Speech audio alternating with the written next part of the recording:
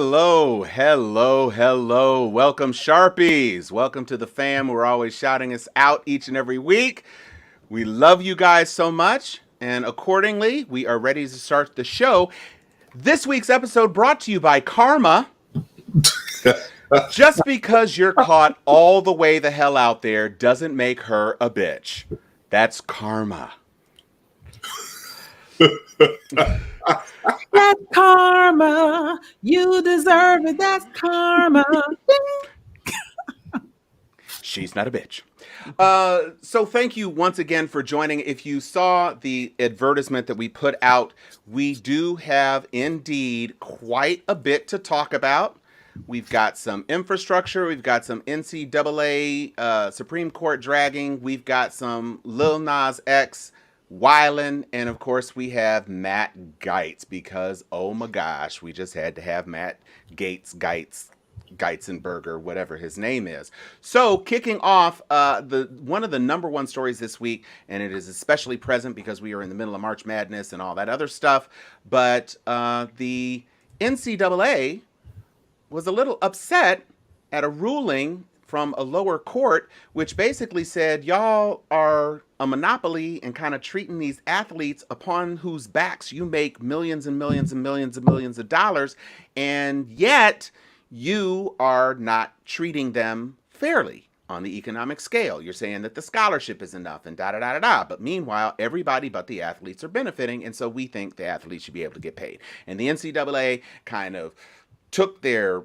bloomers and walked into the Supreme Court with a hissy fit and a stick up their areas and tried to say it's the amateur aspect of the sport, and if you take away the amateurism, then nobody will irreparably be harmed, and they're amateurs and that's why they don't get salaries.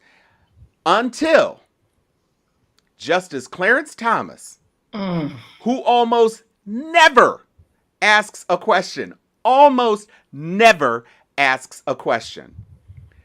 this dude said, well, does that same guideline apply to coaches' salaries?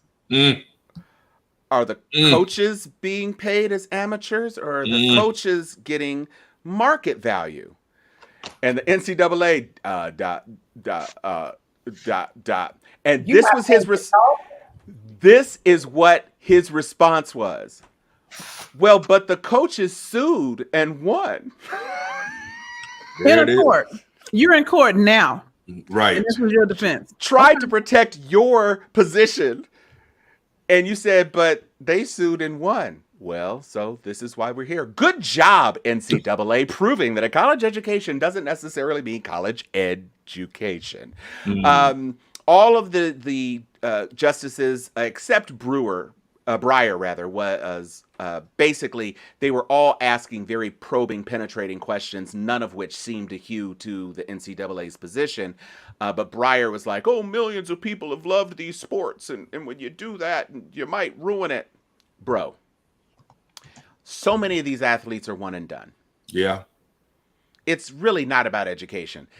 The whole NCAA program is the farm team, and they are able to generate money off the farm team because of one and dones, and because there are some people who do stay in school and make that college sport exciting.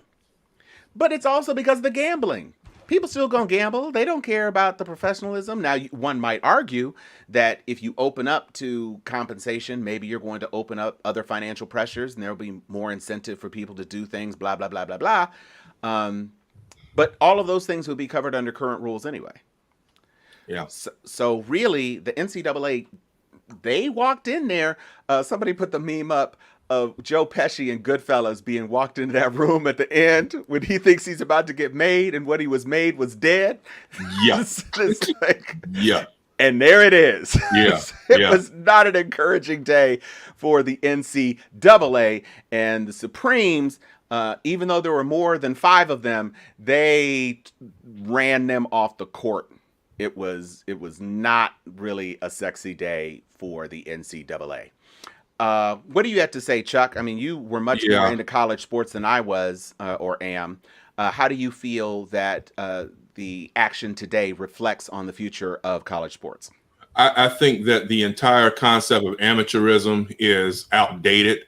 It's clearly an anachronism. When my father in 1958 was a star high school football player at Miami Carver High School and got a full scholarship to Florida A&M University during Jim Crow segregation, then yeah, the ability to get a scholarship. And, we all heard the stories about how he and his friends who played for the Rattlers, they had about 2 pair of pants between them, and they'd rotate those in the shirts. They didn't have anything. And you got these boys out of Miami and off the farms and gave them an education, and boom, their lives were great. No question about it. The difference, though, is back when Dad played in the 50s and early 60s. And even when many of his teammates were drafted and went and played professional football, and interestingly enough, I don't talk about this a lot, but my father actually was picked up by the Pittsburgh Steelers out of FAMU. And he had a higher contract waiting for him as a second lieutenant in the United States Army than he would have had playing guard for the Pittsburgh Steelers in the fall of 1963. So he chose to go to work. That was still during the time when NFL football players, NBA, Major League Baseball guys still worked. They had off jobs and what have you. So money wasn't in the sports, Tom, and everybody like it is now. And so you can make the argument that we gave you a scholarship and now you're a lieutenant in the Army and you're going to go forward and do great things. Good stuff. Somewhere along the way in the 1970s and the 80s, even the veneer of amateurism went out the work. And I'm going to tell you what I have always argued, and it's not just an opinion. There is documented facts to this. When ESPN became an entity and came online in 1979, no one knew in 79 that by 1989, ESPN would totally rechange how sporting is done.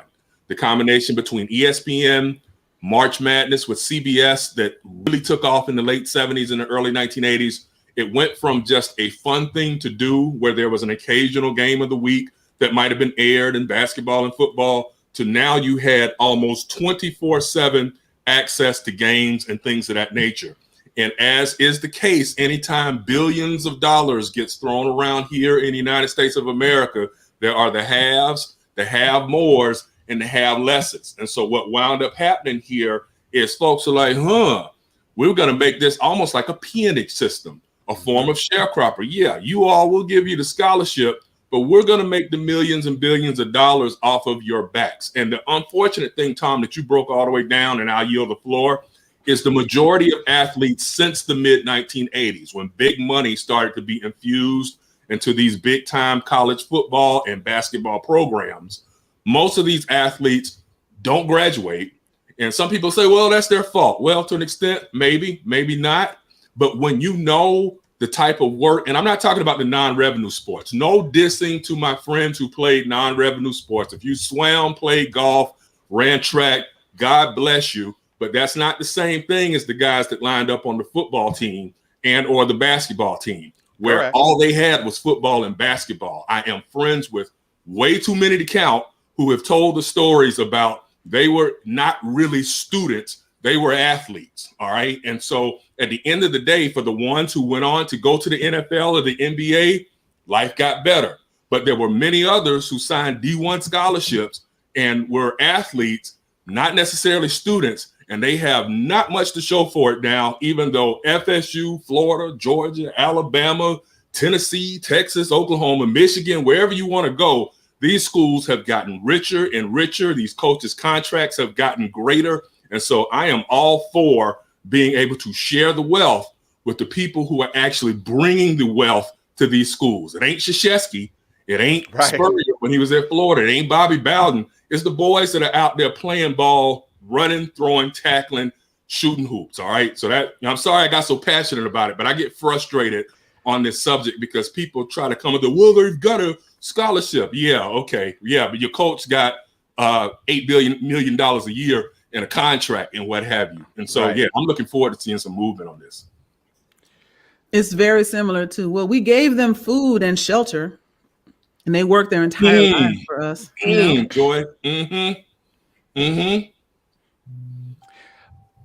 We got so passionate about the slate of topics that we have today, we did not actually officially introduce ourselves. So I am Tom Cunningham. You can see me on screen. Right below me Now above me, my partner in crime, Sharon Letman. Well, you just introduced me, Sharon Letman Hicks. And her partner in crime in our old stomping grounds in the city of FAMU, which is Tallahassee, Florida, Chuck Indeed. Hobbs. Good evening. And of course, on vacation away from her home in Atlanta, we have Joy Stevens. I should not be left unsupervised. So I'm telling you now, if you have children in the room with you, it's time for them to go to bed. Yeah, it is 8:52, so wrap it up on there. We are going to move from one sport to another, and this is something that has significant political consequences and engagement. The Major League Baseball has taken the All-Star game out of Atlanta, Georgia, in response to Brian Kemp and his ridiculous voting bill.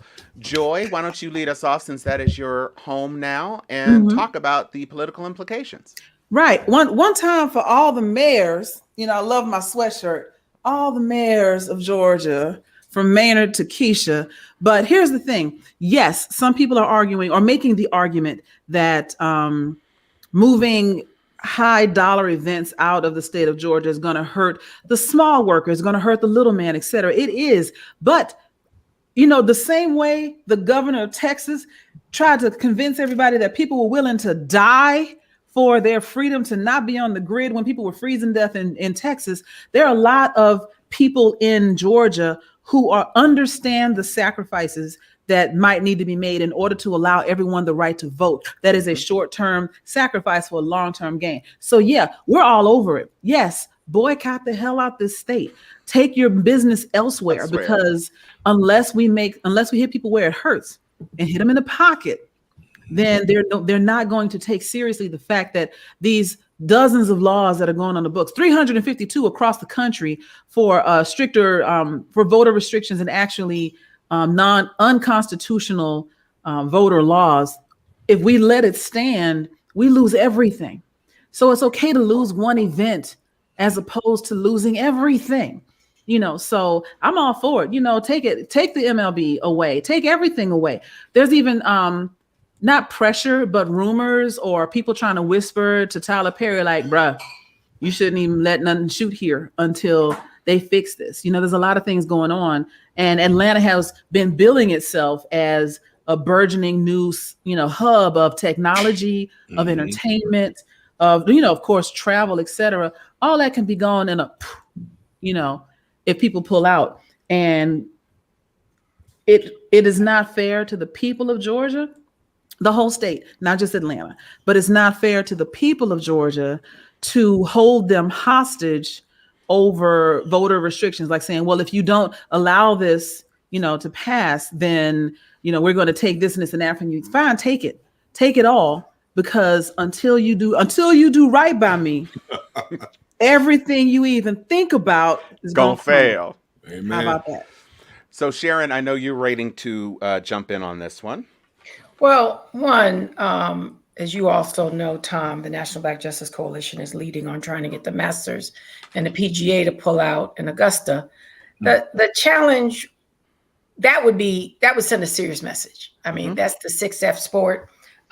It's truly an opportunity to show solidarity in this country from people who traditionally are not as empathetic about these type of issues. But more importantly, what the hell is Georgia doing? I mean, I appreciate, let's not be lost on the 70 plus corporate executives who signed collectively, but this has to be a push. This has to be a Montgomery bus boycott. We cannot allow the democracy to continue to erode. We cannot allow this to just go unchecked. It will get to the Supreme Court. We hope it will be overturned. But when you get to the point of inhumanity, when I actually heard this week that the reason water and food were pulled out is because it could influence the vote, like, really? And they put that in the sentence, like that made it better. I'm like, you are, I mean, we understand now why they're Republicans like Matt Gaetz. That, period, full stop.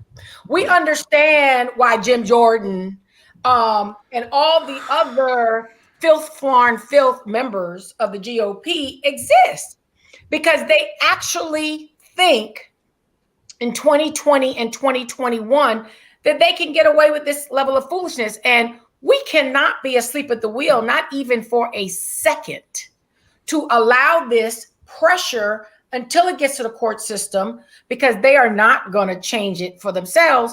But the reality of Kemp, after all he went through, being drugged by Trump, and to now they all consolidated. It's only about the Secretary of State now. And the fact that this is where you are in 2022, as if Black people didn't teach you something on January 5th, when they put two people in. We're here to stay. That's, I think, the thing that encourages me the most, is that I want them to do right, but they are nowhere close to doing right. I mean, they got drugged by Trump and then just, rolled over for him. And I don't even think it's about Trump. I think it's all about Kemp. And I want Stacey to get in there and wax that ass. I mean, I just think, I would like to see an unbelievable demonstration, and including someone like Tyler Perry willing to take it on the chin, because his leadership and his dominance in that state, yes, is mainly about Atlanta, Joy, but his influence is nationwide, because everybody's coming there because of the resource that he's offering. It's not just because it's like some shiny new object. He took on Hollywood. He built an entire Universal studio for entertainment, including a size-scaled White House. What is it called? To scale White House. And it is magic for everyone. But Black Hollywood in particular, that's command central. And if we do anything, shut the damn state down. Bring them to their knees. Demonstrate that we not here. You can do some insurrection in one little Capitol building, but you're not going to insurrect the whole country. How about that? Amen. And Sharon, I just quickly add to the list that you enjoy. We're breaking down in terms of what mostly white sports, 6F sports, the Masters. I think that would be huge if the Masters can be moved elsewhere. Not too optimistic, but don't sleep on the power of the Black football players at the University of Georgia and Georgia Tech. I know there are a number of other majority schools in the state of Georgia, but UGA in particular, Georgia Tech #2. Remember, y'all, last summer, Kylan Hill, a young running back for Mississippi State, took to Twitter and said, look, unlike a lot of these boys, I grew up here in Mississippi. I know what that Confederate flag means. I won't play another down for Mississippi State until the flag is gone. After Kylan Hill made that pronouncement, and a lot of the other brothers on the team started saying, we ain't going to play either. And then some of the boys at Ole Miss were like, we ain't going to play either. And then it started to galvanize into a movement. The NCAA got involved and what have you. That flag got changed within weeks.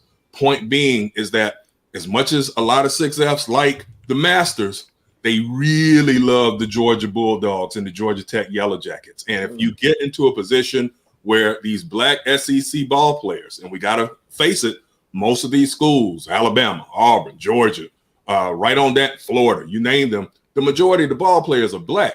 So if at any point in time those brothers ever figure it out that they really are the straw that stirs the drinks, you're really going to start to see some change. So I hope that we can continue to encourage the young bros to be like, hey, that law needs to get repealed. You get where I'm coming from? Oh, absolutely. That's brilliant. Chuck, I want to say something real quick on what the point Chuck just made. I would like them to also resurrect and remind people of what Colin Kaepernick started. Amen. Amen. I think there's a couple murmurs, but there's something to be said with this onslaught. January 6th was still yesterday, but no one is giving him the proper credit for modern day credit, even though a whole bunch of other people have done it. We don't need to rewrite history. He started it. and lost it all for us. Amen. For us. And this is not finished. Oh, no, not at all. Amen. Yeah, one of the things that one of the things that outright disturbed me about this whole language, because almost immediately when food and water was being attacked all across the media sphere, they threw out some talking heads to say, this isn't about denying people food and water. This is about electioneering and making sure that blah, blah, blah. And the Fox, the Good Morning Idiots show on Fox, we're talking about, well, I never went to vote expecting to find snacks. And, You never stood in line for 4 hours either. Right. 4 hours, 11 hours. Right. But whenever I go down to vote, I don't need to get drive-up service on a burger. You know, That's because ain't nobody waiting in your line. So I'm gonna jump in right here. So that's one of the things that I talk about, because I teach diversity, equity, and inclusion to corporate spaces. And I talk about the fact that privilege, when left unchecked, turns into apathy. You don't care because it's not your problem, because it's not happening to you. And I had that exact conversation. I had someone who's an associate of mine who is extremely conservative. And his whole point was, you shouldn't be looking for lunch while you're going to vote. You go vote, you go back to work. I said, okay, first of all, let's break down what you just said. You have a job where you can just leave when you feel like it and go vote. A lot of people have a 15-minute break. We've been talking for the last year about Amazon and how they wouldn't even give people bathroom breaks. You think people have the time to get out, go drive to their precinct, vote, and come back to work and not lose their job? That's a privilege you have right there. Then for the people who vote after work, these new laws have said that mandatory voting hours stop at 5. You have the option to extend till 7. If you think that won't be misused in Black and brown communities where they no longer accept votes after 5, which means all the people who have 9-to-5 jobs can no longer get off to vote, you're misunderstanding what's really happening here. Just because you don't need a burger, as you said, in line, doesn't mean other people aren't going to risk their livelihood, risk their jobs, take a vacation day when they only have 10 to begin with, to go and try to vote. And then they're going to be in line all day, because unlike your, suburban neighborhood, the precincts have been shut down in a lot of Black and brown neighborhoods. So they're going to wait in a line 3 and 4 and 10 times longer than your line, which means they're going to be there for hours. And you're saying it's illegal to give them a bottle of water. Now think about what you just said again. And when I had that it was a whole soliloquy that I gave to this guy that was arguing with me. He was like, well, that doesn't happen often. And that's when I lost my cool. The motherfucker happens everywhere. Yeah. Every vote, it happens everywhere. We've been fighting this for decades, and y'all keep trying to come back with it. And the only reason, one of the reasons that so many affluent white people vote for it or think that it's okay is because they don't see the dirty side of what's being done. So let me come and show you, here's the dirty side of what you think doesn't ever happen, because it happens all the time away from you. And that's the problem. That's what I'm talking about.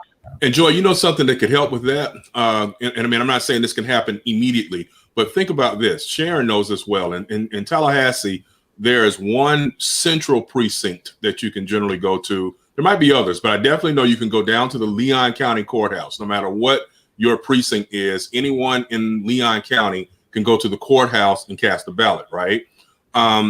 Maybe we get rid of the whole concept of precincts altogether, like give it an option. I mean, I understand zoning, precincts, things of that nature, because you can still through the computer, if you're in precinct 2, if you're voting over in precinct 7, your vote still should tally for whoever the candidates are, maybe locally in precinct 2, because y'all are hitting it right on the head. You go out to these affluent neighborhoods, and of course they're not waiting for snacks, like Tom joked in his powerful 6F voice, because at the end of the day, you're in and out of there really quickly, if you get where I'm coming from. Like I am. I'm in and out. I don't think it's ever taken me longer than 15, 20 minutes to get in and out and what have you. But I also know that there are other precincts where I ride by and I'm like, boy, folks are wrapped around the line, I'm wrapped around the building and what have you. And I'm like, well, maybe this should change up where you can have voter choice, so to speak, and go to whatever precinct that you want to,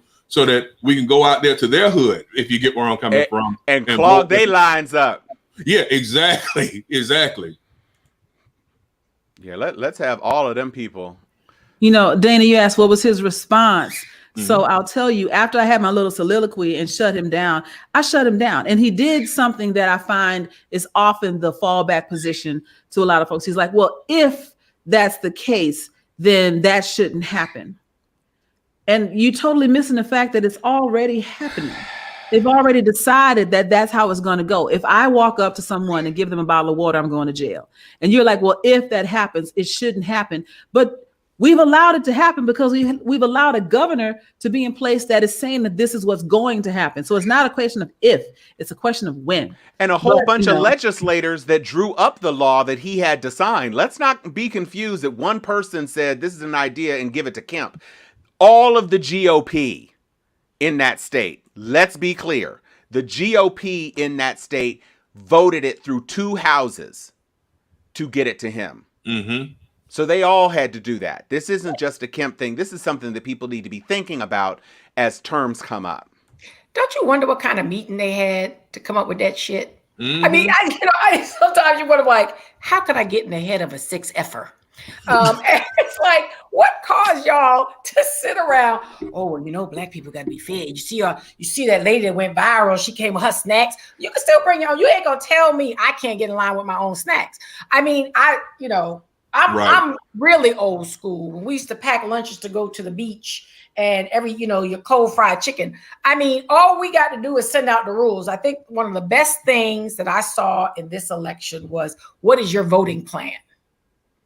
I thought it was one of those, super progressive things, but people was really planning out. They had their folding chairs, they had their, and I'm like, you're not going to shut down our vote. If nothing else, you're going to embolden us. We have got to fight on the front end. We cannot allow these type of laws to be on the books. And when you think, I know Uncle Joe is he's in the library planning out his LBJ move, because what we do have the opportunity to do is create National Voting Day. Mm-hmm.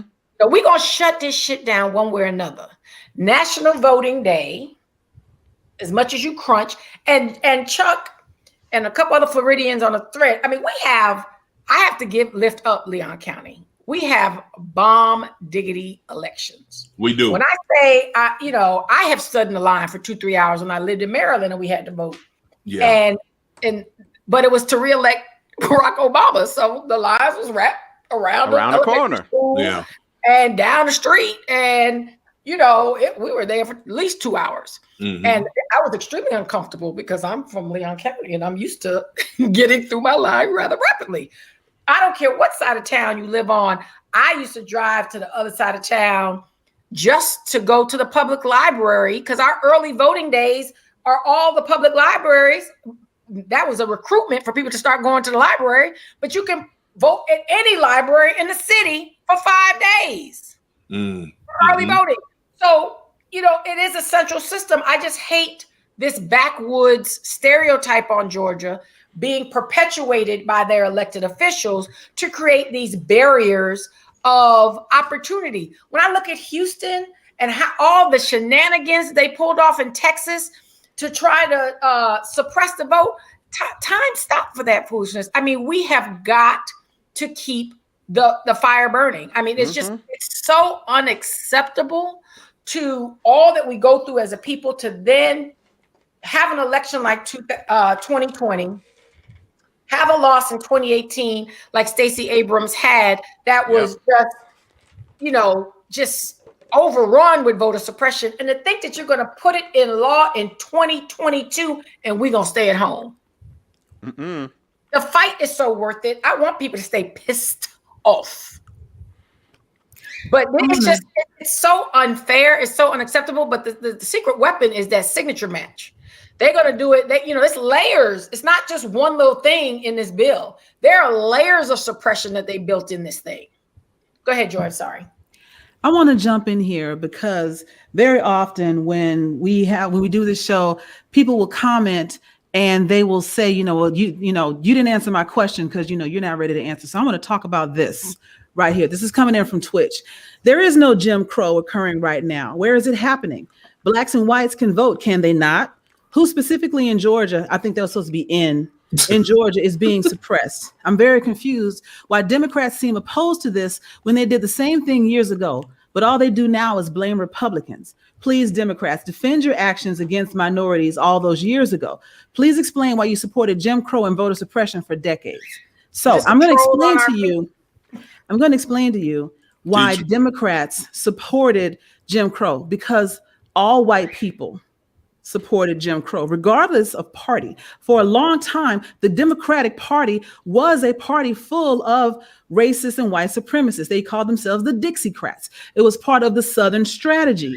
And at one point, the Republicans were the progressive party that was looking towards, not necessarily getting to, but looking towards progression. It was around the time of, help me out, Chuck. What was his name? Scooter, what was his name? You talking about the Southern strategy? The Southern strategy. Yeah, Lee Atwater. Yeah, Lee Atwater. Exactly. Mm-hmm. At that point, they switched sides because all of a sudden, because the Republicans were still pushing for equality, the people who were not for equality switched to the Democratic side. It became the Dixiecrats. You started having this Southern strategy. And all of a sudden, everyone that was a Democrat seemed to have a white supremacist ideology. Over the 60s, 70s, 80s, in that time frame, the Democrats became the party of progress, and they started courting the black vote, which meant courting things that did not line up. Scooter Libby, thank you. Scooter Libby was the name I was thinking of. They started courting the black vote, which meant they had to support laws, policies, etc., that pushed towards racial equity. And the Republicans started to resist the idea of full equality. The Republicans started to create, and not just in the 90s and 2000s, in the 60s, 70s, and 80s, they created a safe haven for white supremacy. And they are now the party that does predominantly, and not exclusively, but predominantly hold white supremacist attitudes, which is why you find so many people voting Democrat when they are people of color. So it's not about the Democrats, it's about the black voting bloc, by and large, because you do have people on both sides, but by and large, the black voting bloc votes Democrat at this moment, because at this moment, the Democratic Party seems to be the more progressive one. And if they switch again, you'll see black people as a bloc switch again, because black people as a whole realize that white people as a whole have never had our best interests at heart. And because of that, we have to always be looking at which side is the best, the lesser of two evils at the moment. And we pick the lesser of two evils. If you remember, the Democratic Party, the Democratic Black voting bloc in 2020 was not all about Joe Biden. It was about not Trump. We can't do this again. If we do this for 4 more years, it's genocide. So we're going to pick Biden. We're going to roll with this because that's the bus that gets closest to the stop I wanted to get off at. If something happens and all of a sudden the Republicans become a more progressive party, that ain't happening no time soon, then you'll see a switch. But until then, we're going to be Democrats because that is the safest place for us. So it's not about Democrats are supporting Jim Crow. It's about Democrats in 2021 being a progressive party. The Democrats of 1960 are not the Democrats of 2021. So please don't conflate the two. And thank you for your question. The doors of the church are now open. I'm just going to say, for anybody else who thinks they're going to be cute and try to come up on this show, right, saying some foolishness, there's not a person, a panelist on this show who will not put you right in your place. Amen. Dark Sage 9117. And there is no Jim Crow occurring right now. Say something else. First of all, please do, because I'm gonna tell you right now, Jim Crow was not just a matter of the technical legality of the ability to cast a vote, as much as it was putting onerous restrictions on those who might attempt to exercise that franchise. And this is exactly the same thing that is being done in Georgia right now. The analogy is perfect. It is Jim Crow 2.0, because they are now trying to use the laws that used to technically empower one to exercise their vote. They're now using those laws to revert back to a time when you couldn't exercise those votes. So let's be clear. Do not come on this show trying to be cute. First of all, as my grandmama used to say, you ain't slick, you just greasy. And we will slide you right on out of this feed. Dark Sage, old lion ass. So, You almost blew my buzz with that question. I mean, for real, for real. The last thing that I want to say on this, because you guys are invited to say whatever else you want to say, let's be clear too. The corporate pressure is working. Yeah. Delta Airlines on day one were like, well, there's so many expansions of rights in this bill. So we know that there's some controversy, but blah, blah, blah, blah, blah. Yeah. Today, they were like, yeah, so we get this. Clear and concise. We My were bad. wrong. It's bad. And then Coca-Cola's like, yeah, so we don't think you all should be. This is a very Pepsi thing to do. Coke is all about voting rights. Yeah. And even in Texas, because Texas is about to try to roll out their little stuff. It's always dominoes. And so Texas, because Texas is also becoming increasingly purple, they're super scary, as we used to say back in Texas, about what could possibly happen. American Airlines jumped right in front and said, yeah, no, don't think about it.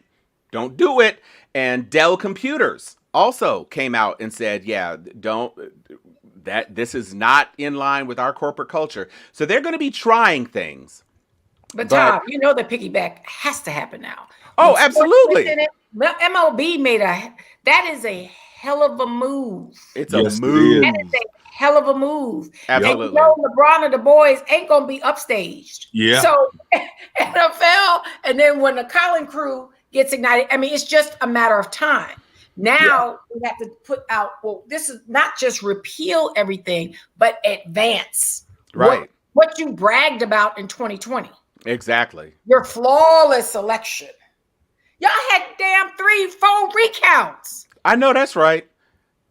That's the part that continues to enjoy. True that. I'm just giving you the fist bump on that sermon that you shot right there. You're right. But that's the part that continues to mess me up, is that there are a whole group of our fellow Americans who really believe that the election was stolen. And, the lack of logic on that is just mind-boggling, especially when you consider that at the end of the day, nobody lost that election but Donald Trump. We talked about before on this platform, this time last year, if he had shown just even a little tenderness, like Otis Redding used to sing, try a little tenderness, just a little bit of empathy, a little bit of self-control, he might have eked out a victory in November, because there were still a lot of Democrats, like Joy just said, who weren't necessarily, overjoyed about Biden. I mean, let's just be real on it. All right.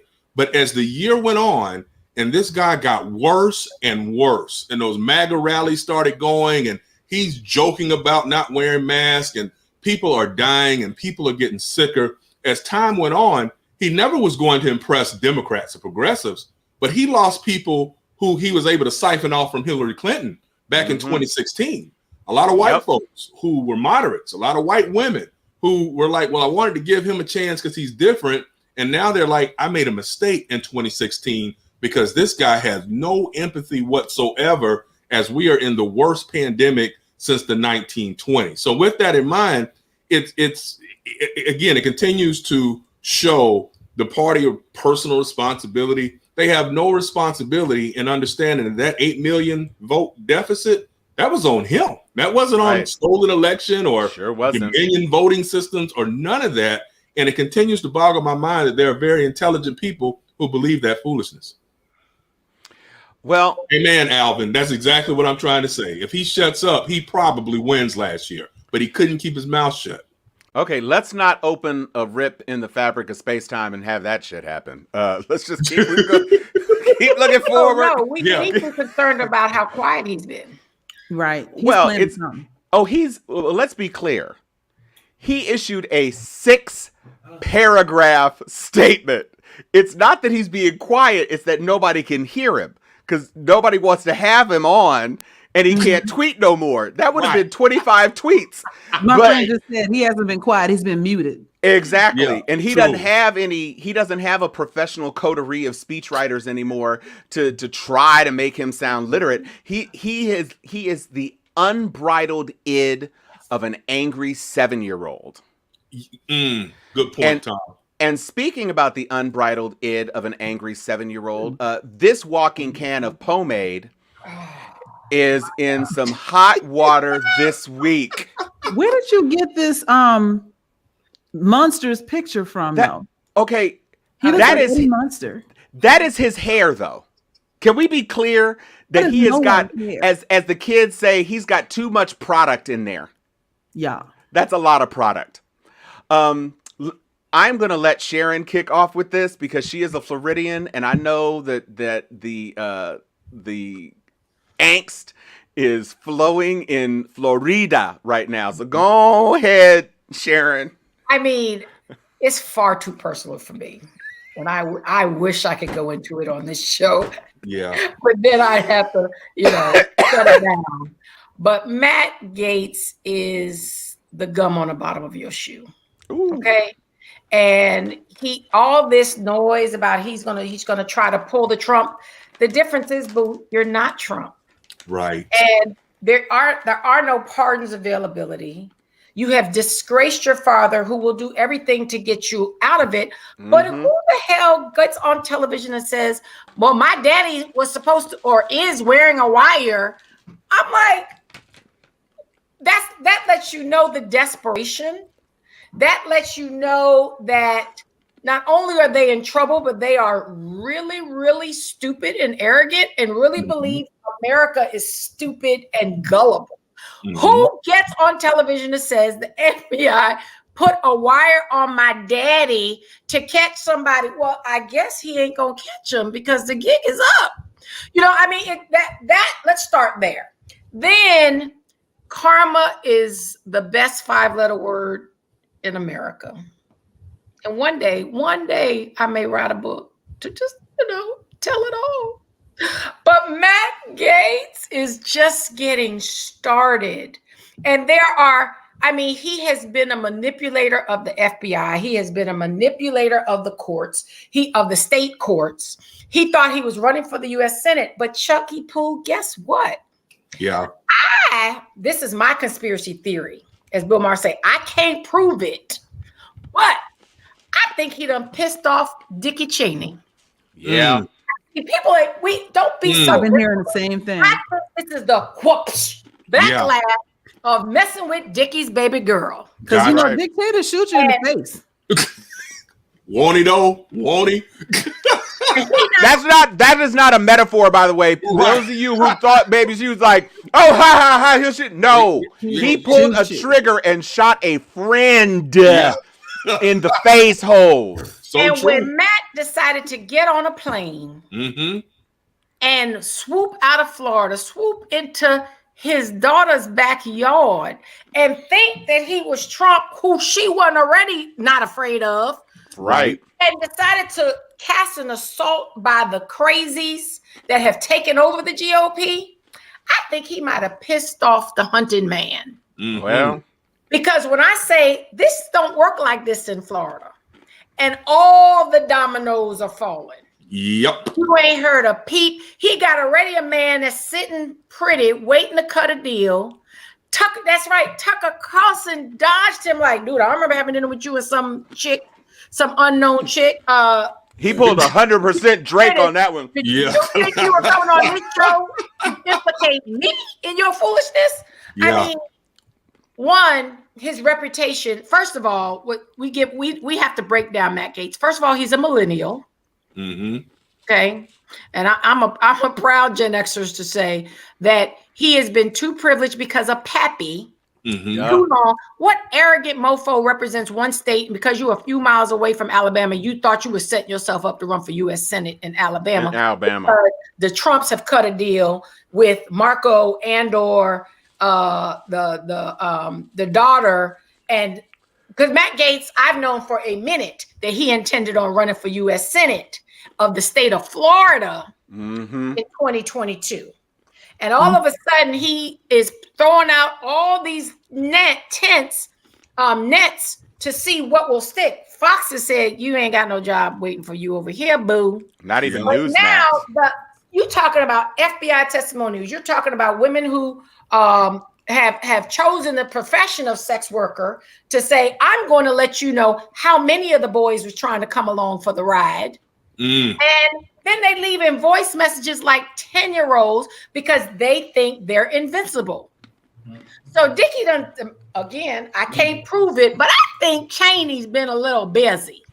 Well, all of a sudden it's been mute from the GOP. He's got one or two of the psychos like, he wouldn't do it, but he's got the leadership like, snitches get stitches. Yeah, wait, I can't do nothing for you. But let's be clear, Sharon. He about to be made a stooge. The Yes, he is. allegation is that he transported a woman, an underage woman, across state lines for sex. And Jim Jordan is the one who comes to your defense. Not a good one. Jim Jordan, who was embroiled in a different sex scandal where he kept mum about other people doing unspeakable things to students. And then the other one that stood up for you is Congress critter Marjorie Taylor Greene. Cool. So that's your two for team. Woo. Jim Jordan and Marjorie Taylor Greene. That's who's got your back. No one else. No Nan. one. Not a person Nan. in the Florida of which he represents. And let's be clear. He got engaged on December 30th. You're right, Monica. Underage woman is a girl. Right. I'm sorry. You're right. I take that back. A 17-year-old girl. That's the allegation. Who he's engaged to? No. He's engaged to a 26-year-old, a woman who is 12 years his junior. Life. And she is from California, so they have been a bi-coastal couple. She calls herself his travel buddy, and he has committed to a wedding no later than 2024. So he went to the Woody Allen School of Romantic Entanglements? The Epstein Institute of the Woody Allen School. He went to the Donald Trump braggadociousness. Donald Trump was a private citizen, boo. Yeah. And all of his filth, flaw, and filth was done under his guise of entertainment. Thank you, Sharon. Thank you. Congressman. Right. And that's just the worst that I've ever felt I had to use as a defense. But this guy is known in Florida. This is a public secret, okay? That I believe, especially since it started under Bill Barr. Yup. And Bill Barr went out blazing. No one ever really analyzed why Bill Barr decided to go out blazing. I think that Hunter, who Bill Barr has history with. Yup. Come on now. We all used to watch Scandal. We got to be a lot more strategic. Cyrus. What's going down? Matt Gaetz is going down way too quickly, way too smoothly, and sounding way too crazy.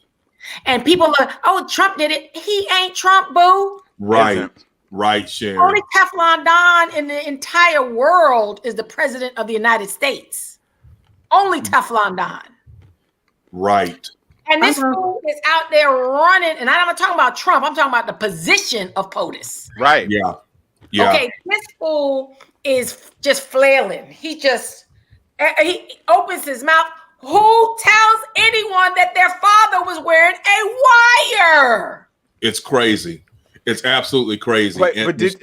I'm sorry. No, go ahead, Chuck. Okay, yeah, and I don't doubt for 1 second your thoughts there, Sharon, that this could run deeper, because we have to remember that Dick Cheney and a whole lot of never Trumpers, they weren't necessarily out there like the Lincoln Project, but there were a whole lot of Bush alumni, let's just put it this way, who never made peace with Donald Trump. And so they weren't necessarily going to sound the drum over the last 4 years. But at the end of the day, Tom, Sharon, when you said it, once he came for his daughter, it quite likely was all the gloves are off. Now, what's interesting about this is people who aren't reading, and I'm not talking about our followers, the Sharpies or us. I'm talking about a lot of the 6Fs, particularly the Republican 6Fs, who don't read.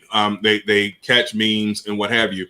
They're not. A lot of people don't have the basic understanding that, again, this investigation began under the Trump administration, not by because I've heard and read all on social media, oh, this is just a Biden hit job. I'm like, no, it can't be a Biden hit job when it started under Trump. So let's get the timeline right. But more crucially is what I found interesting was once it all came to the fore in the last week or so, is that as I started to learn more about this Seminole County tax collector, Joel Greenberg, once I saw, and we all realized that he was indicted and under arrest, it's the old two-step at that point. And so when I hear people saying, well, where's the evidence? I'm like, sit tight. It's coming, because what has happened, and they haven't said this yet because they're not going to, but I can tell you, having sat in scores of debriefments in federal criminal cases, what happens is that Greenberg guy, he is singing, okay? He is meeting with the FBI. Where are the singing? Yeah, he's giving receipts. He's like, and so when they're talking about they've got the Cash App receipts, when they say they've got the text message receipts, that dude is gonna say whatever it is that he's got to say to stay up out of prison. Okay, and so Gaetz is in trouble. And what's crazy is he's so arrogant. It's a stupid arrogance too. It's not even like he's that white a guy. I think that he is a poster child for white privilege, in that there is nothing about Matt Gaetz that makes him qualified to be a United States representative from out in the Pensacola area. If he did not just win the lotto of being Don Gates' son, he is probably pushing a broom somewhere. And there's nothing wrong with pushing a broom. I'm just saying that most people who push brooms don't get a chance to go to Congress and be all at the Republican National Convention and what have you. So again, he's another example of somebody who low intellect, questionable morality, and yet he has been loved over the last 4 years because, again, he has been a sycophant who has carried the water for Donald Trump. But all three of you have already said, and I will echo it here again, only Trump can do Trump. I mean, again, we have begrudgingly, and I've said this before, there's an odd kind of pathos to Trump, but there's also an odd charisma that he has that I have disdain for. I don't like him, but I see how his followers like him because, again, it's just something about him. They're mesmerized by him, not to mention that so many Americans are caught up with wealth or the perception of wealth, right? So whether Trump is really worth $1 billion or not doesn't matter. For years, he has inhabited that space where his followers think he's so rich, he's this, he's that, and what have you. And at the end of the day, he can do stuff and get away with it, as we all have said, that Matt Gaetz can't. And he's going to go to prison. That, I don't say that definitively a lot, but again, once I saw that Greenberg was already indicted, I said, oh yeah, they're going to unseal those indictments any day now on Matt Gaetz. So I look forward to talking about this once they put the bracelets on him. He's going to prison. Chucky, one quick thing. Yeah. Where his BFF at? Yeah. You got to understand, Matt Gaetz and Ron DeSantis are inseparable. They are. Did you see the picture? DeSantis was like, I'm not with him. Right. He's like, I ain't got nothing to say. I don't know them. I don't know. They have been inseparable. Yeah. No one's even asked, well, what's going on with Ron? That's his BFF. Crickets. DeSantis is busy taking a victory lap about the COVID stats in his state right before they explode again because they opened Miami Beach for spring break. A couple of quick things on Gaetz.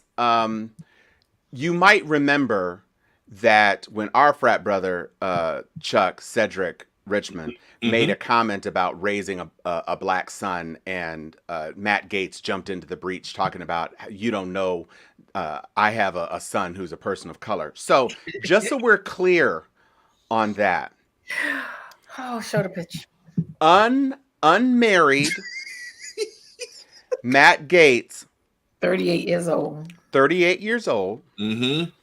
Adopted a teenager who has a whole ass living father who has not given up his parental rights. Also, when I say adopted, I mean pretended so kidnapped. He could say adopted in front of people, but he has no legal relationship to this child, neither biologically nor through a court order that indicates that the boy is actually adopted. Just wanted to say that. Oh, by the by, another indication that Sharon is probably 100% on deck with the evil doctor shoot him in the face is that the new word that came out today is that he was running around the Capitol showing nudes of women that he had supposedly had carnal relations with. Yep. And he's been unmarried this whole time, family values, showing people revenge porn of his exes. Or who he has splat. Right. And Not splat. Splat. I'm certain he wasn't sharing it with the Dems in the aisle. So that means one of the Republicans dimed him out. More than one, because multiple sources has confirmed. We don't have any comment on that. We don't have any comment on that. Okay, go. Show me some receipts. So, all I will say is that it's not a good day to be Matt Gaetz. Matt Gaetz has a problem. He is auditioning for Happy Days remake. Listen, you were talking about broom pushers, Chuck. With all due respect to broom pushers, since the GOP is so against the minimum wage, he couldn't afford a pomade budget for a week on what a broom pusher makes because damn the product. That's another public. Another public secret. It ain't over.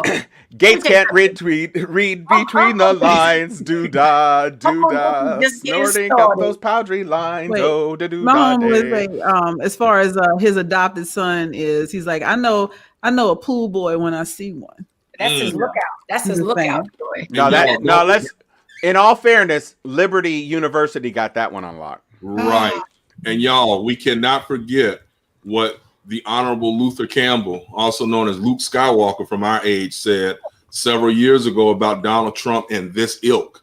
He said he went to a party back in the 90s. He sure did. In Mar-a-Lago or whatever. And he said it was so buck wild at the party that he had to leave. This is Uncle Luke. Do you all not understand that? He said that the party was so buck wild that he had to leave. So Gaetz has cut out this same, ain't no telling what all we about to hear and learn before it's over with about Matt Gaetz. And it's good as coming to him because he talked more shit than a little bit about some folks that let me just hush. But it's coming. Karma is something else. That's all I can say. Oh, Father God. So Sharon, I'm going to ask because again, this is your friend, your BFF, Joe Biden. It is about to be all about the infrastructure. He got his stimulus, his 1.9 trillion in stimulus, and now he wants to spend another 2 trillion on infrastructure and a lot of things. It's already been derided as a wish list for the Democrats and the progressives. But what is your take on this? Is back-to-back boldness. This is big, bold Biden building back better. Look, I was watching this pastor earlier this week that said, I worked on Joe Biden's 1972 presidential election. And it made me realize next year, Joe Biden will have 50 years of experience. 50 years of experience of wanting to be the president of the United States. You could talk about Joe, his gaffes. You could do all of that foolishness. He is a studied, prepared man for the office. And he's a greater scholar on the United States Senate and the entire federal government system. So he's not going to play this cancel culture game. He's not going to be reactionary. He's not going to cause the progressives to make him move faster than he's willing to move. He is a calculated strategist. He is being intentional about his thoughts and his moves. When people are like, it's no time to do infrastructure, you need to take up race, you need to take up this, everything is being taken up. He is saying, push us. He has not asked any of the progressive agenda to freeze. Mm-mm. But what he understands, and I always tell people, too much noise all the time, nobody can hear you. Put some strategy behind it. We did all of that. He always under promises and over delivers. And we're stimulus. Everybody got a stimulus. We quiet. We like as a church mouse. We're like, you know, and he's coming after. He's going to increase the corporate tax rate. He is going to raise the infrastructure dollars on the backs of those who have benefited off the government system for the last 30 to 50 years. That's right. He said it. And he said they didn't ask for 21%. They would have been happy with 28. Trump threw that over the bow that destabilized the government. Mm-hmm. He said, so we just want our 7% back. Yep. Get back. Do you know what that infusion in the government will be by the corporate? Look, let me be very clear. The haves made it with COVID-19. Okay? The haves made it. The stock market is out of control. Those people didn't lose a dime. In fact, they increased their bottom line 30 to 40%. While people are waiting on a stimulus check. They have excess to give. They're not losing nothing. They were overcompensated by everyone else's loss. When the little man loses, the rich get richer. So we need to be very clear. He is not going to be reactive. He has a plan, a slow and steady plan. He's putting infrastructure up front because what the Republicans going to do, vote against infrastructure? Because all Trump did was talk about it. So he's laying out the foundation. Look at the team. He put Buttigieg, Marsha Fudge, who are the other two? Commerce, the new person, I don't know the commerce person name. And did he put ag? He put a 4-person team together to lay out. He put housing, transportation, commerce, and one other agency. Somebody look it up for me and put it in our chat. I think it might be Vilsack, but I know it's a 4th one. He already put them in place to bring back the Build Back America. Mm-hmm. And when that labor, that's right, the Boston labor. Mm-hmm. Look at thank you, Bobby. Look at the infrastructure and look at the diversity. Okay, that he put together because a commerce person is a Latina, and so he put a sister, a Latina, the first openly gay person that he is grooming to be a future president, and his good old boy of Boston, Marty. So he put them together to be the coalition that recommends to America how we gonna fix this infrastructure. When one of Trump's number one thing is, I go to Dubai and I go to all these other beautiful countries and their infrastructure and everything is dirty and filthy in America, and I'm gonna make it better. And he got nothing done. Man. He just gave away all of Americans' dollars to the corporate guys, and Biden says, give me that money back. Right. Because you already made your interest on top of it. Right. So give me that money back. We're going to lay an infrastructure plan out. Mm-hmm. And while that's going, he's going to then take up the wedge issues. While that's going. He is not an amateur. I'm just looking forward to it getting done. You know, this is going to be a lot of work. And, Pelosi obviously is interested and going to be assigning things to committees and all that in the process and da-da-da-da-da. It just has to be done before 2022. His goal is to win over. No, his goal is to win over middle America. Right. He laid out a monster speech today. He was like, yes, we made gains, but it's not enough. Right. No, he's doing everything. We still got too many. What president says that? We still got too many people unemployed. Right. What I've accomplished thus far is not enough. Right. I think you go ahead, Joe. He is talking to the middle. Yes, he is talking to a common sense Republican that doesn't want to go back to the Trump foolery. Right. Did you notice that? You notice I did Trump? Yeah. You know I love a portmanteau. Yeah, Tomas, did you see how I did. You pulled it. Dana, you did Dana, did you see that, Dana?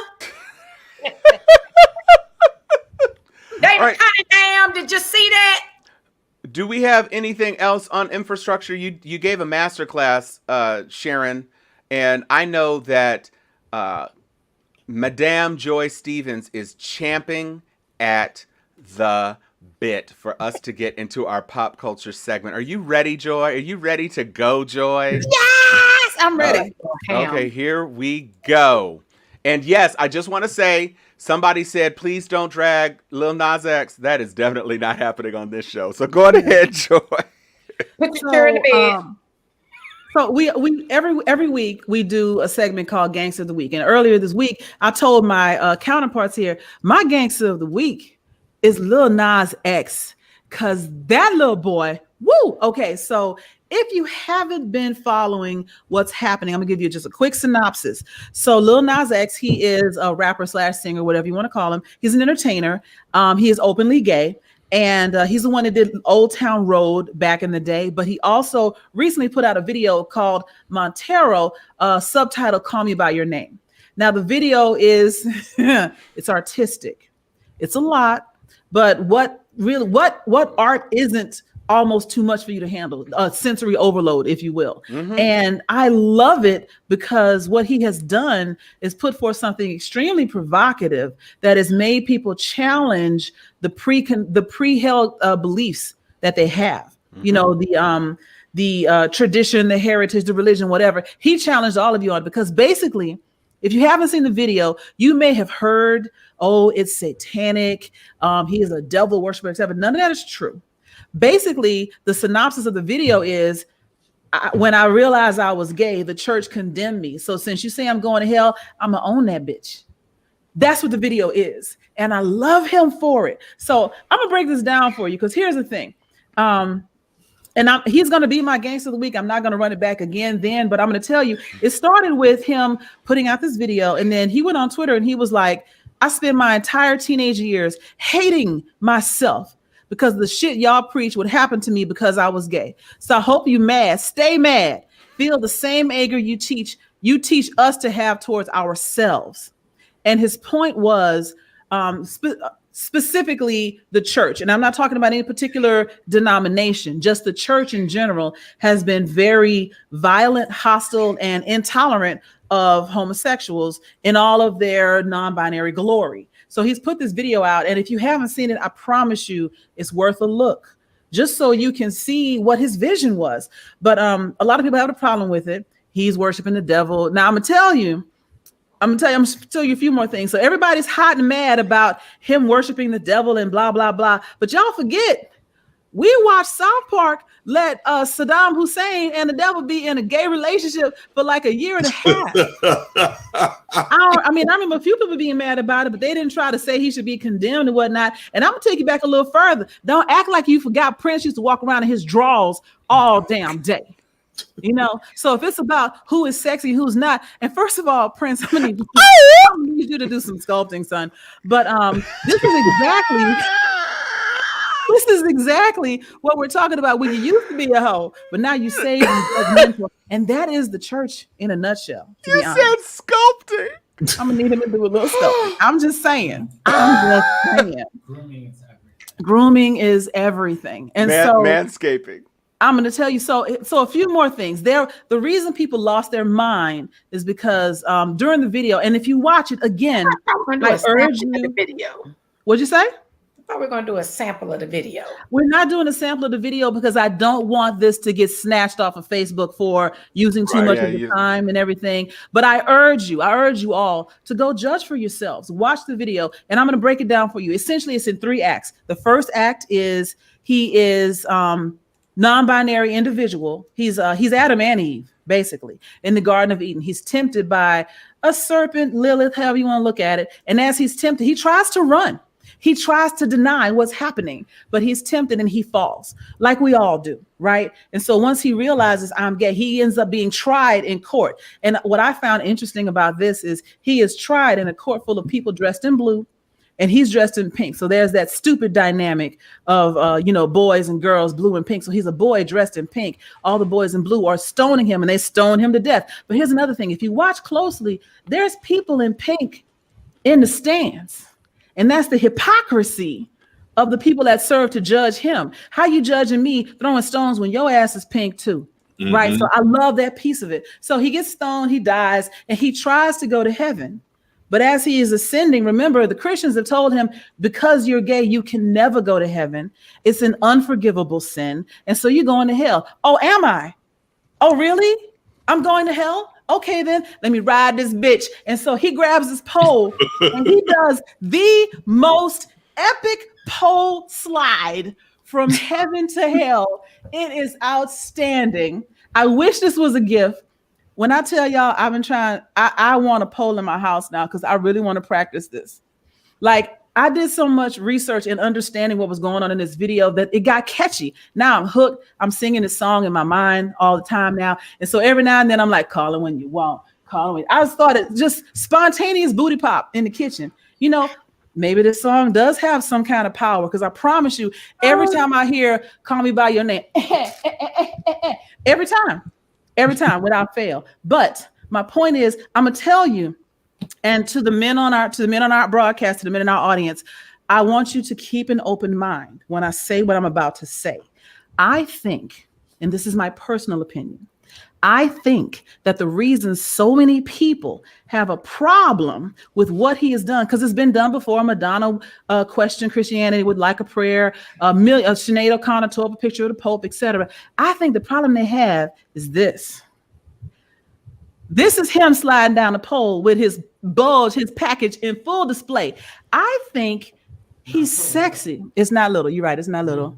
No, my friend Olu is sitting over here like little, not little package. Okay, so he's sexy. He is an attractive individual. And because he challenges our ideas of gender roles, and because he appears in some gender bending, non-binary way, in this, he's a guy in boy shorts and thigh-high boots and a red wig. You don't really know how to feel about it. And we associate pole dancing with women, and he's out here being sexy on a pole. And sometimes people don't know how to feel about that. And because he confuses their comfort zone, he is now to be feared, to be hated, to be condemned. But ultimately, he's doing art. And honestly, guys have better core strength and upper body strength than women anyway. So of course he's gonna know how to roll the pole. And I'm gonna tell you, I'm put a pole in my house. I'm practicing. I'm gonna get my core strength ready, and I'm gonna be calling what you want all day. But this is my pop culture segment, because again, I urge you to watch the video and judge it for yourself. But on top of all of that, marketing. This little boy, first off, he is undefeated on Twitter. Don't come for him, because not only does he have a lot of fans that are supporting him, because remember, this is a video by a gay guy for the LGBTQ plus community. He wasn't doing it for me. I appreciate it, but it's not for me. But I can appreciate what he was doing. He was doing it, and he called him Montero because that's his real name. Mm-hmm. And he wrote a letter to his 14-year-old self saying, I promised you that I would never use our real name, but I want people to know who I am and who we are, so they feel free to be themselves. This is a liberation art piece, however you may think of it. And so I'm proud of him. I'm excited for what he is putting in the world. It's not satanic. But here's the thing. A lot of people had a problem. Where's that picture? A lot of people had a problem with this picture right here, because they're like, oh, he's worshiping the devil. No, he's not. He killed the devil and took over. Because if I'm going to hell, I'm going to run that bitch. That's all it was. Yeah. That's all it was. Mm-hmm. And so that's my time. I'm excited about it. I'll come back to him about his marketing plan for my Gangster of the Week. But again, I urge you to watch the video. Consider it for the art that it is. There's much research and thought went into his video as went into Beyonce's Lemonade. So think about that when you watch it, and watch it for the message and not for the shock value. Okay. Joy, I want to respond to Joy's commentary, Tom. One of the things that struck me, Joy, in your beautiful commentary on it, one, it is art, but two, run right behind that video, WAP. Run right behind that video, Up remix featuring Iggy and Nicki Minaj. And that's all based in a cemetery. So the hypocrisy, and there's a whole lot of tongue kissing with 4 women in their video. So let's be honest about the hypocrisy. It is total expression. It's about sexuality. It's not just about being gay. It's about his sexuality and him bringing it to full form. You know, you talked about the gender norms. I mean, it was just breeding. I'm free and I love me. And everybody, I loved one of his clapbacks was like, people are mad because the kids love him from Old Town Road. He said Old Town Road was about adultery. Right. And lean. He's talking about alcohol and cheating on your spouse. It was about alcohol and cheating on your spouse that our children play as their anthem. So don't come. He was like, so don't come for me with that foolishness. I didn't tell y'all to make it to children's anthem. Mm. And then you're going to use that as an excuse. Listen to those lyrics. Mm. So, you know, our artists we've been through it with many artists. And I so appreciate you breaking it down to a science. But all the examples, including the modern day examples, people had a fit about the Grammys. And his performance is going to be right up there because what it is unapologetic art. Mm-hmm. Yes. This generation is being very consistent about freedom of expression of their sexuality. But as all of us in here cannot say that we wasn't bumping the 2 Live crew when we was their age. So hypocrisy runs way deep. Bumping the 2 Live crew right now. Right. And it's funny that you say that, Sharon, because after I died, because like I mentioned, he's a great marketer. After I downloaded Montero for 69 cents, ding, I went back and I was like, oh, let me get Up and WAP and Savage and Level Up and a few more things while I'm in here. And I got a whole Ratchet soundtrack that I play back to back. My knees have gotten more flexible because I stay in a squat nowadays. Well, that's conjointing. You can get that. Yes, I love that from Costco. Big old jug of conjointing. Keep your ratchet knees together. I will say, Sharon, I felt the same way that you did when I first watched it. I was like, wow, this is a lot. And then I said, but in the context of WAP, where you literally started the video with the statue of 2 women shooting water out of their fountain titties. I mean, it's like, I don't know if you can, how angry can you be? I mean, that video ended with 4 different women dropping it low in different rooms, and Cardi and Megan go tiptoeing from room to room looking in on the ratchetness. And I mean, the lyrics in that song are more intense and more overt. Everything you got. I love it. Yeah. Back that truck up into my little garage. All that. I mean, hit that little dangly thing in the back of my throat. I mean, yeah. All right for the raunchy uvula reference. The whole point is that I remember going to FAMU in 1980. It was 1986, and I was coming from the Chicago suburbs. I had never heard a Luke Skywalker song ever in my life, and it was almost like Tallahassee is a small municipal airport. It was smaller in 1986. Let's be clear. But it was almost like as soon as you turned onto Monroe, it was just like, and I was like, what is this? What is this sound? Who is this? And between him, Luke, 2 Live Crew, you know, all the other people that were just producing that music, it was straight up sex. If you went to a Luke Skywalker concert, there were girls on stage performing sex acts. Yeah. I mean, not pretty much. Yeah. Oh. Yeah. No, I'm not talking about pretty much. I'm talking about lips and things. It was just real. Yeah. And so that was 86. We're a whole 40 years later. And now you've got videos with budgets. Because the 2 Live Crew video was like a camcorder in a corner. And now Yeah. you got this dude on a pole falling from heaven into hell. And just in case you're an FKA Twigs fan, they have talked and hashed it out. It's all good. Yes, it was the same pole dance instructor for both videos. Right. They both did the thing heaven to hell. They both did the heaven to hell on a pole in boots. So yeah, there were definitely some comparisons. I'm gonna find them boots. Yeah, I don't need to find the boots. I'm just letting you know that Lil Nas is doing his thing, and from the sneakers, I don't think we touched on the sneakers. He collaborated with some people who modded some Nike sneakers, painted them all black, and put a drop of their blood. The people who do it put a drop of their blood in somewhere on the shoes, and they called them Satan shoes. They had 1,000 pairs, and they sold out. And people were talking about the children, pairs. Oh, 666 pairs for $1,000. Right. The people talking about the children. Your children didn't pick up them $1,000 shoes any more than you picked up those big baller shoes that were loads of crap. That wasn't for the children. That was for collectors and people who wanted to be provocateurs. Oh, wait. Go ahead, my Joy. friend is telling me it went deeper than that. So the shoes were 666 pairs for $1,018 because there's a Bible verse. You said John 10:18. Matthew. I think it's Matthew 10:18. Matthew 10:18.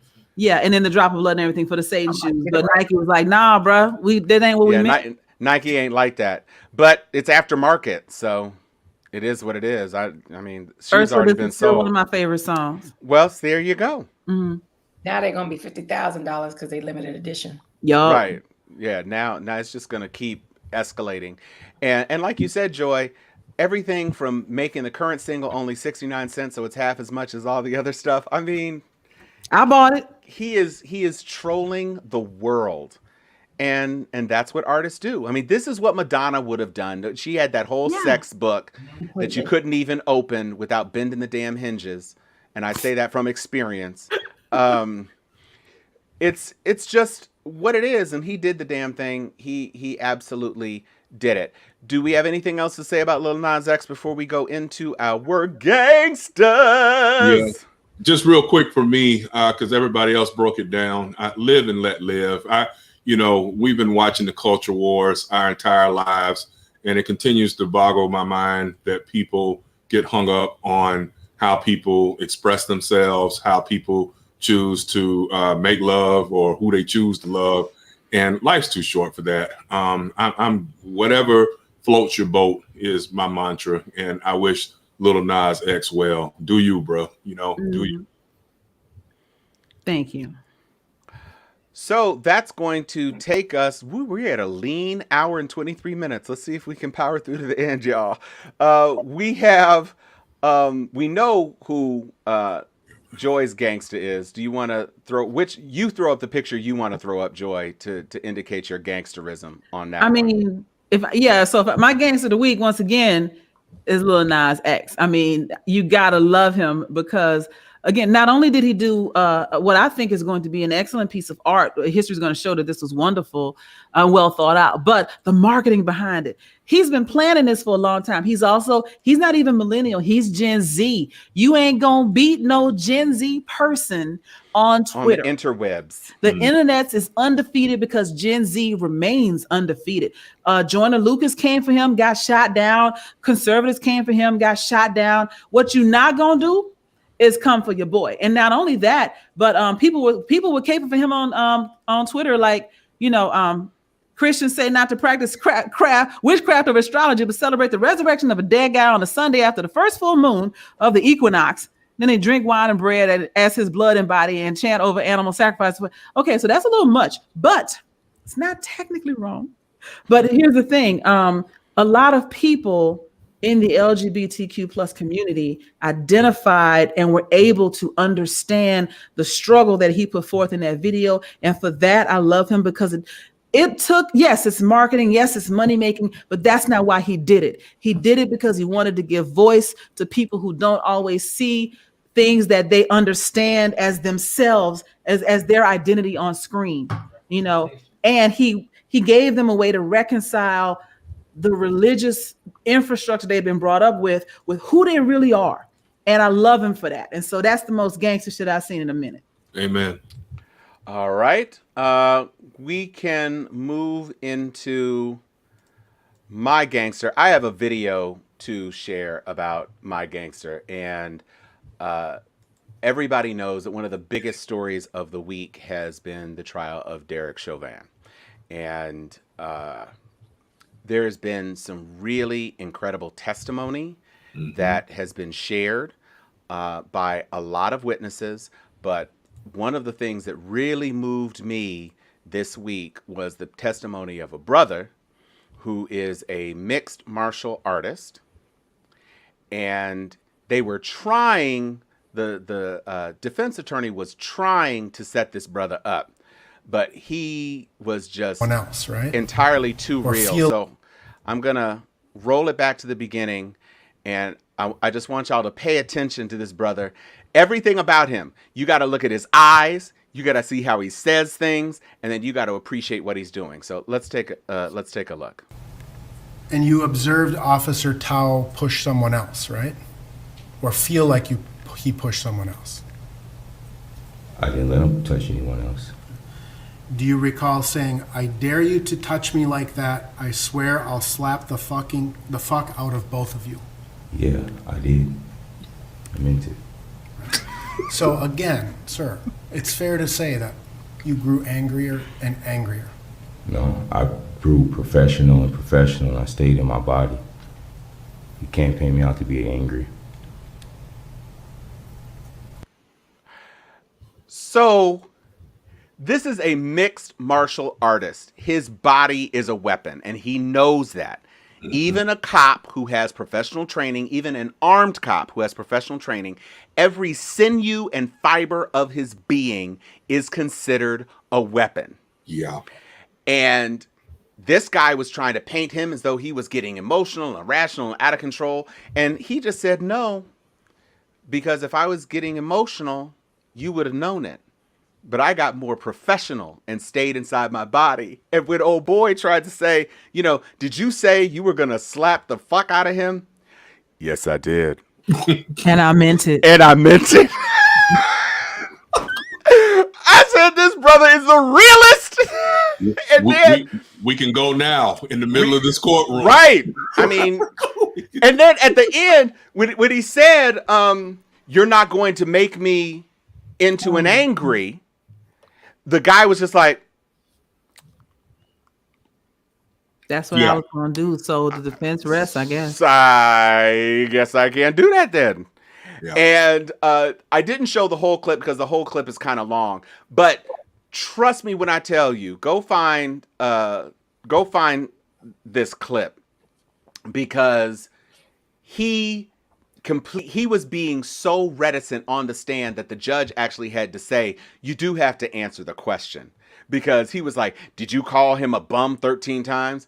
Did you see that on the video? Did I stutter? Right. Is that what you heard? Mm-hmm. I mean, if it's on the video, I guess it happened. Square up. FN. Exactly. You know what that means. I mean, I was just. Oh. I mean, Brother Man was just serious. He was very, very serious. And, Indeed. don't get caught outside at the end of a long court day and you trying to put your attaché in the back, and then all of a sudden somebody comes up with a full hood mask and some gloves on, and you get snatched up. Yeah. Don't do that. Like a real life Luke Cage. I'm not the Right? one. Mm-hmm. Because when he said, yes, I did. Meant it. And I meant it. And I meant it. And so we're clear, what I meant is that I would slap the fuck out of you. Right. Right. Mhm. So Donald Williams, you are my gangster. Thank you, brother, for keeping it completely real. And may your words and the words of the combined witnesses in that trial send that bastard to jail for a very, For his whole life. his whole as entire life. That's all I Amen. want in life. Just his life. Amen. Are you ready to GO, Sharon? with your gangster? Sir. Yes, sir. All right. I was so moved today, really last night, but got really into it today to see someone that is a jewel to many, big progressive brother, big intellectual brother, considered very African centered, but very gentle as a Quaker and nonviolent. And, you know, he always has something to say, some wisdom, and he's a character. But this particular segment, I could not have seen coming. I could not have seen this raw emotion to then I will finish the commentary on the back end after we watch a few seconds of this. Okay. You didn't name the person that you were. I wanted them to see it raw, and then we'll talk about it. Ain't too many people that follow us don't know who this is when they see him. No, that's true. But since we're only going to be able to show a very small clip, and I was looking for something to pull out, but he made some very long statements. But well, I gave you my time span. I'd like to do it my way. Thank you. Okay, well, let me look for that then. Oh, okay. I sent it to you. Because I see that you're saying that. I don't see it in the link that I saw, so I will pull that for you. I mean, I can bring back Lil Nas X and we can go down the poll again if you need some filibuster time. Why don't we do this? For the house. Okay, I got one for the. Okay, and following up on Tom's lead with Derek Williams, the witness, my gangster is Jerry Blackwell, the brother who is the lead prosecutor up there in the Derek Chauvin murder trial. I thought that he did an outstanding job in his opening statement. You know, he's fine. He's going back and forth in regards to who's doing direct examination on witnesses and what have you. I'm quite sure there's a strategy to that in terms of who it is he queries as opposed to his co-counsel. But I thought that the prosecution team with him as the lead did an exemplary job this past week. I felt as if they definitely ending today. I felt as if they are in the lead, but I will say this, that's what makes me nervous, because me opining in that regard really doesn't mean much, because due to the rules in states and federal courts across America, we can't see the jury. And what's interesting is even when you're in trial and you're watching 6, 8, or 12 jurors off to your left or to your right, it's not an exact science. You might think that from body language, looks, and what have you, you're getting a feel for what they're thinking. I've had trials in the past where everybody's nodding and like I'm a Baptist preacher preaching, and then they come back guilty as charged. And then I've had cases where people are shooting mean mugs and units and not looking as if they're paying attention to a word that I'm saying, and they come back and acquit a client. So with that in mind, it's all, speculation at this point in terms of whether the jury thinks that the prosecution is in the lead. But just from, what I was able to see this week, what I was able to hear, because I wasn't able to watch all of the trial, but I watched as much of it as I could during the day. I watched a lot of the recaps in the evening. It looks as if the majority of the witnesses were well prepared. Many of us remember that 8 years ago during the Trayvon Martin case, one of the big criticisms that I had and a lot of other lawyers had who were watching it was that some of the witnesses, particularly Sister Rachel Gentile, we didn't believe as if she was prepared as well as she could have been by the prosecution. And I know it's easy to play Monday morning quarterback, but again, her testimony could have been a whole lot better with a whole lot more preparation. But I thought that all of the witnesses so far that I've had a chance to watch have done an amazing job, and particularly doing an amazing job with keeping their composure, because that is what that defense attorney wants to do. He wants to try to make this about anything other than the fact that Derek Chauvin's knee was on George Floyd's neck for 9 minutes and 29 seconds. And each of the witnesses thus far have been able to push back against that without being overly combative or allowing him to be like, see how this they are. Now, I'll say this much. We're early in this trial. The big thing that I am looking for in the next couple of weeks as we get close to it is I don't think there will be an acquittal for Derek Chauvin. I don't believe that, even just based off of the racial and gender breakdown that they have on the jury so far.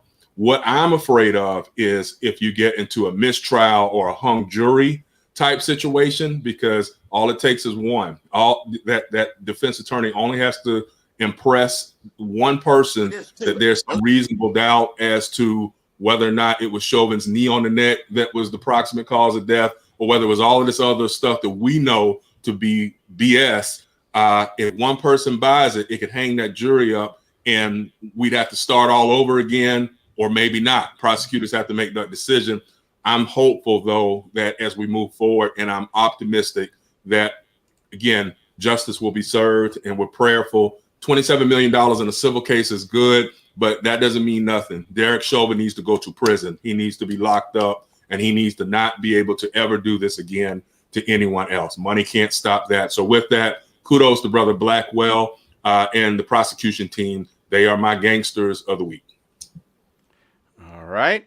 Thank you, Chuck. And we are ready. Just one thing, though, brother. Yes. Okay. Let me tell you this, too. Now, let me just add this one thing, though, brother. Yes, sir. Go ahead. I thought about Brother George, and I thought about my brother, and I thought about my father, and I thought about my grandfather. I'm not going to stand there for no 9 minutes and 29 seconds and watch somebody murder my father. No. No. Martin Luther King Jr. talked about pacifism, and I believe in nonviolence, but I'm not going to watch that kind of murder. I love my brother Charles McMillan. That's why he was crying. That's what his tears were about. He felt helpless. We're not going to do that. Some of us black folk, some of us black men, we're not going to stand there. We're going to have to intervene in some way. They ain't going to kill us like that, and we remain spectators. Because somewhere I read, silence is not an option. I don't stand with the silence. That's the last two sentences of your letter to Drew, your letter to your nephew. But America needs to understand that, too. We got a self-respect. We got a self-defense. And we intervene when you start killing us like that.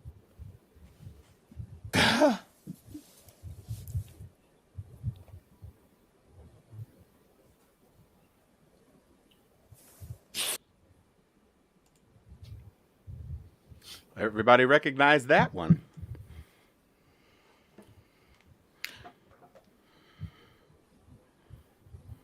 You're on mute, Sharon.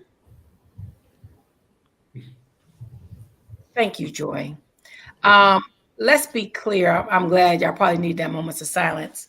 I would have even liked it to roll a little deeper, but I want to be clear. That was Dr. Cornel West, a man who prides himself on his temperament and about his passion, but it's always to uplift. It's always to feel good.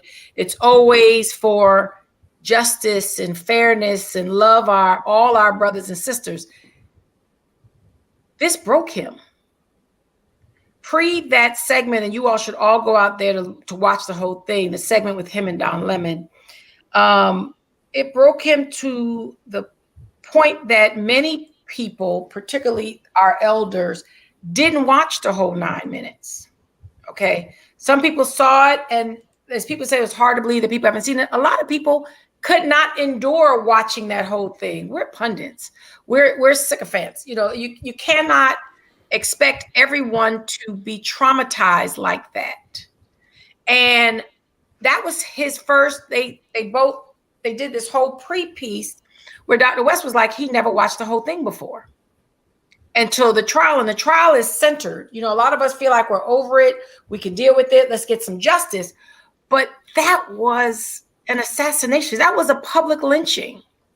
That was the kind of thing that if anybody's following Queen Sugar right now, they did an amazing episode on that moment. And they're doing their whole season retracing 2020.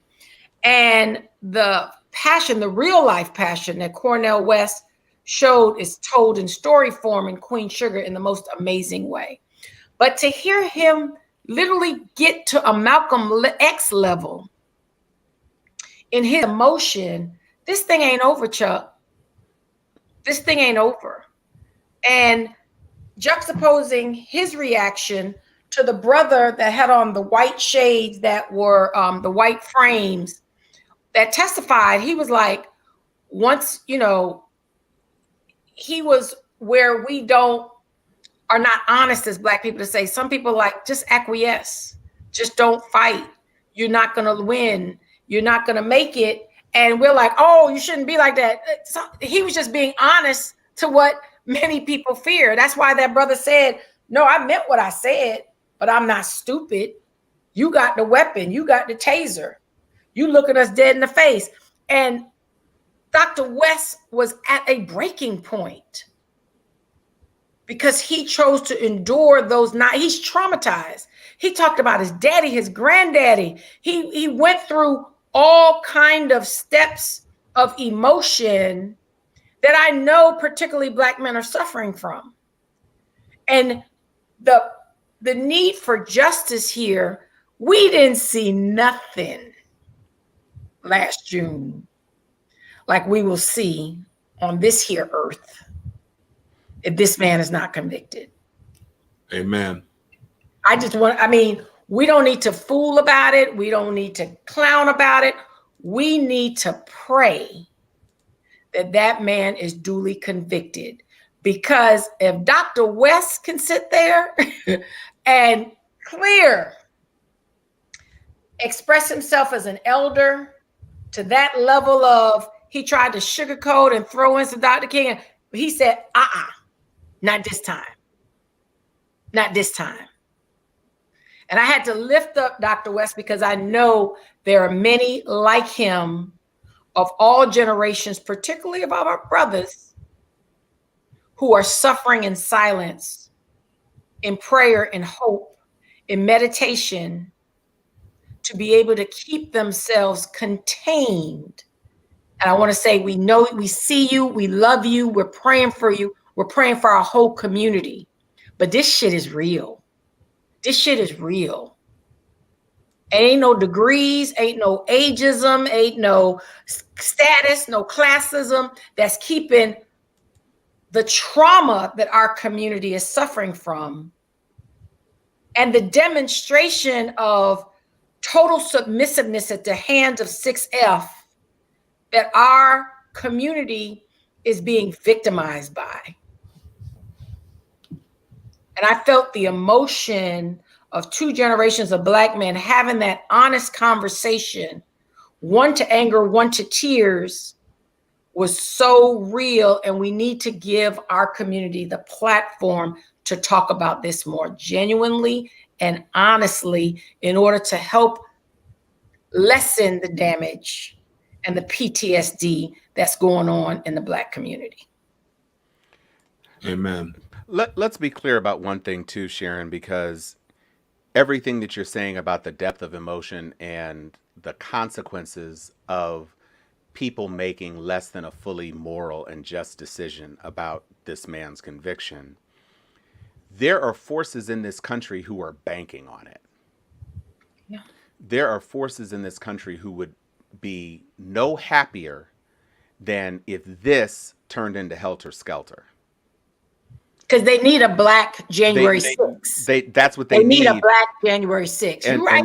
And they already have been trying to say that the initial protests, the vast majority of which were nonviolent at all, and that some of the looting that occurred in the cases that we did see, some of that looting was centered on 6F antagonists who were doing what they wanted to do in order to help foment confusion and destruction. But make no mistake, they weren't ready for what happened with Rodney King. They are much more ready now. And in the coming weeks, as this thing wraps up and the jury goes into deliberation, I am prayerful that they will make the right and just decision. It's on video. And, the city has already fired him. They knew he violated procedure. The city has already paid $27 million. They knew that he was culpable and that his actions were unjust. They wouldn't have written a $27 million check if they thought that were true, especially right before the man goes on trial. If they were behind him, there wouldn't be any settlement talks until after he was convicted. True. period. Because they know what a $27 million city payment says. It says we were wrong because he was wrong. And if he's wrong, he's a killer. And if he's a killer, he's a murderer. And that's guilt. So the city is not behind you, bruh. And because they're not behind you, they know that it's going to go down if it doesn't go down the right way. They know it.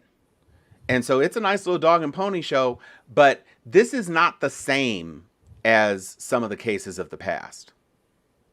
And this city has already seen the barest sliver of consequences. And it's not even just going to be Minneapolis this time. There aren't enough Kyle Rittenhouses in the world to mitigate what is going to happen. But it won't have to happen because the right decision is going to be made. I'm claiming it. So, who else? Who else on this situation? You know, I just people wonder how someone can kneel on someone's neck for 9 minutes and casually watch them die, casually cause their death. And I want to bring to the attention a very obscure law that used to be on the books in Virginia in the 1600s. I want to say it was like 1669, and it was called the Casual Killing Act because it was legal for any white person in the correction of a slave to accidentally kill them. And if you accidentally killed the slave while you were trying to correct them in what you wanted them to do, even if it wasn't your slave, the fact that you were white and they were black made it okay to kill them and suffer no consequences. And the reason I bring this up is because that sort of mentality is what we're dealing with in 2021. 400 years later, we talk about, white people love to say slavery was 400 years ago. That law was 400 years ago.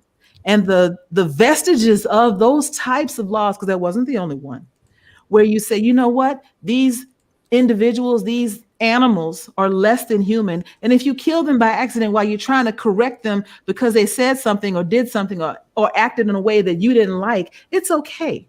That's exactly what Derek Chauvin was doing. I don't like the way you recklessly eyeballed me. I don't like the way you ran your mouth. I don't like the fact that you didn't jump fast enough when I said jump, and I'm going to casually kill you in this street. And so when people say, why are we still talking about slavery? Because slavery and the vestiges of slavery and the laws that were passed that allowed masses of everyday white people, not even police, any person who was not black to treat a black person no better than a stray dog. We still deal with that all day, every day in 2021. And so what you're seeing on trial here is not just Derek Chauvin, but the history of white supremacy that has allowed for the casual killing of black men for 400 years in this country. And if they go again and say he was not guilty of any wrongdoing, how is that any different than what they were doing in Virginia in 1669?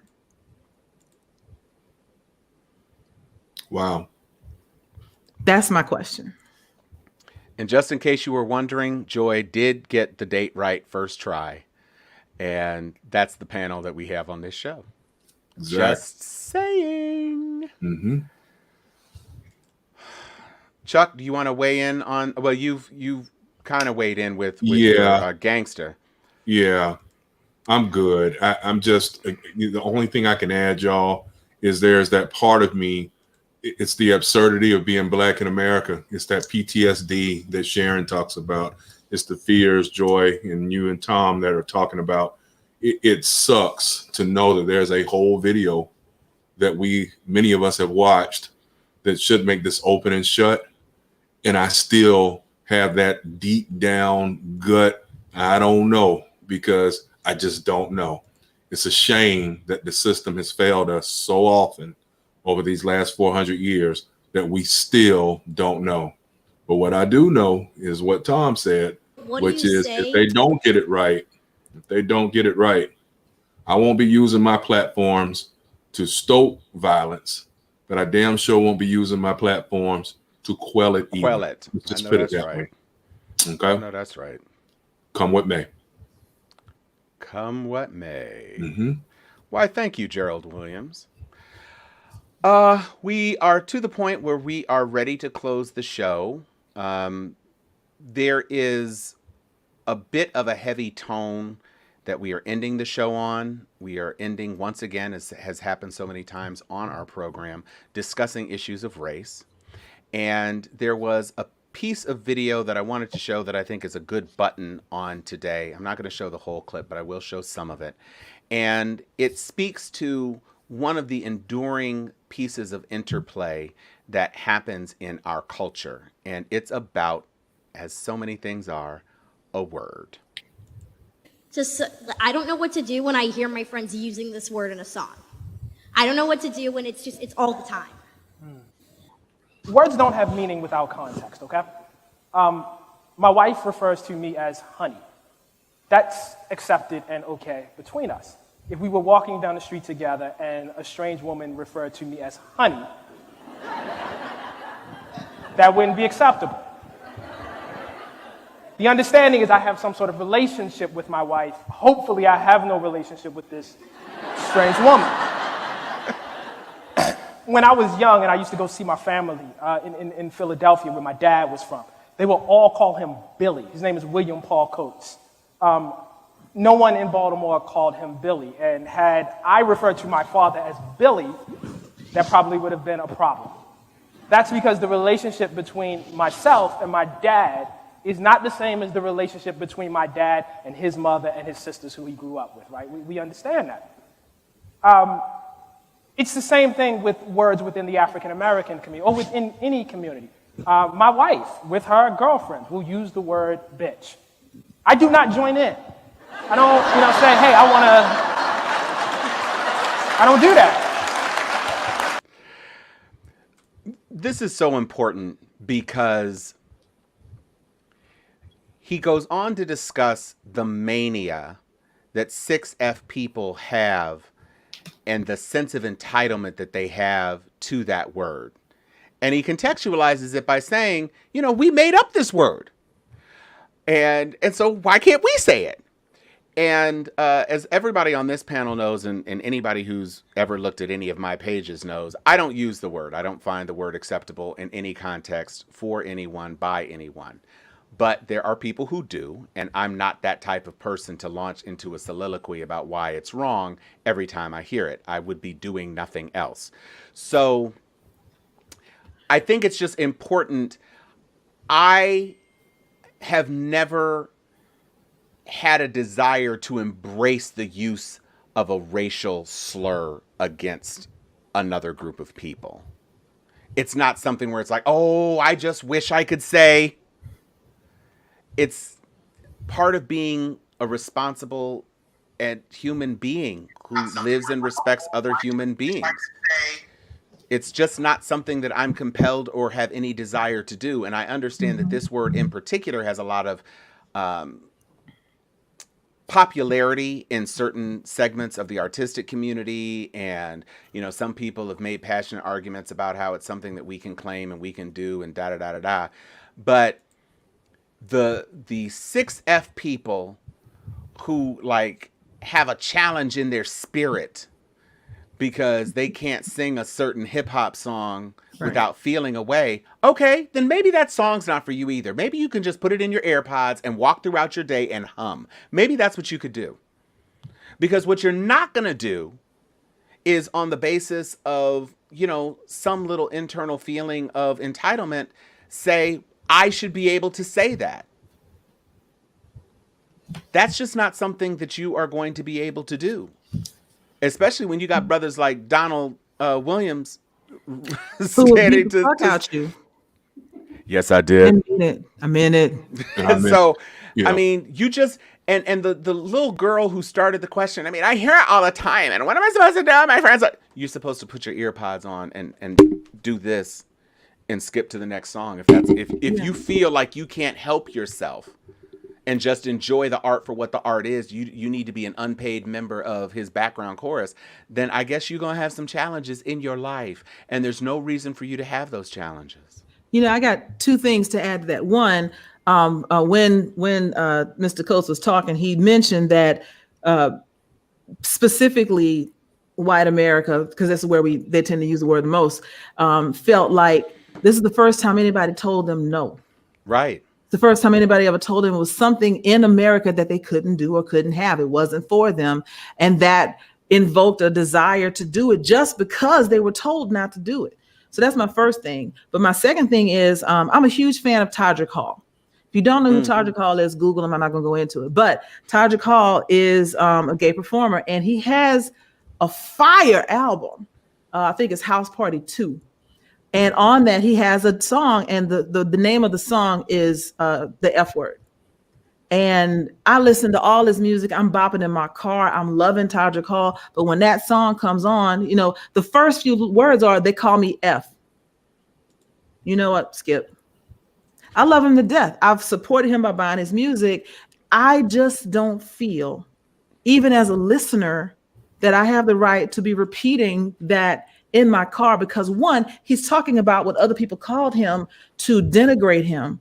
And two, even though in some pockets of the gay community, they use that word with each other, I'm not in that community. And it's not my word to say. And it's not anything that I feel like, well, why can't I say it? They say it.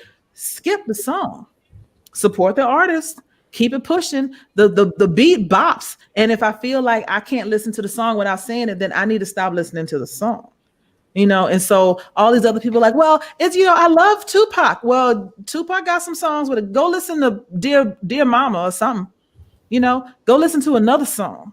You know, there are songs out there that don't have the N-word in it. If you can't control yourself, you know, like any other race of people can control themselves and not say that, then stick to country music or something, you know, because you're on mute, Tom. Go ahead. You could just do the Kids Bop version, because I guarantee the Kids Bop version doesn't have that word in it. It's gonna be a Kids Bop version of everything. It's Didn't gonna they be do a Kids Bop version of WAP? I was about to say, you know, it's gotta be. I have a 7-year-old. There's a Kids Bop version of everything. Mm. It'll be Montero, Call Me by Your Name.